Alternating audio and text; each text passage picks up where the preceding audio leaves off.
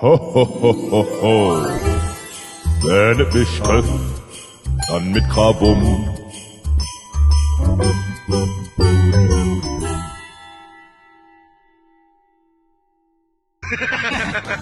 Ja, gerne noch mal eine Runde.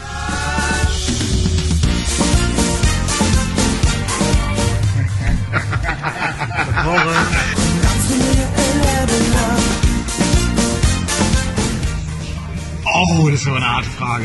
Ich komme ja da oben aus dem Norden, auf Spitzenstein gestoßen. Aber ich habe mich eigentlich jetzt in Köln verliebt. Liebe kann man nicht erklären.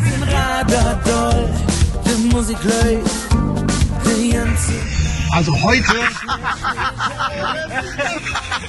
Okay, also heute sehe ich ja, also heute fühle ich mich auf jeden Fall sehr alt. Aber ich bin natürlich ein Jungspund. Ich bin, glaube ich, der Jüngste in der Band. Mit Abstand.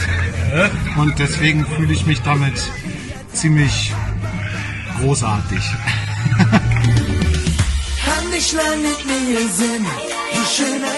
Das wäre New Kids on the Block.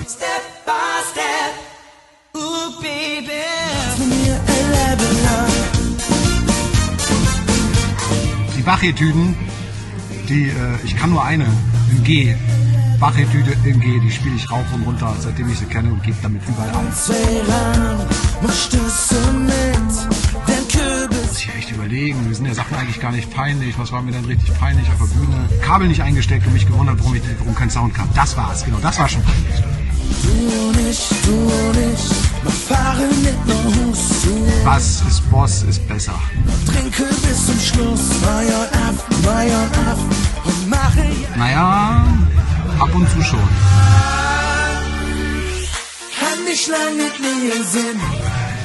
Joker. Und dann war ich kreativ, Joker. Und dann war ich noch kreativer, Joker. Ho, ho, ho.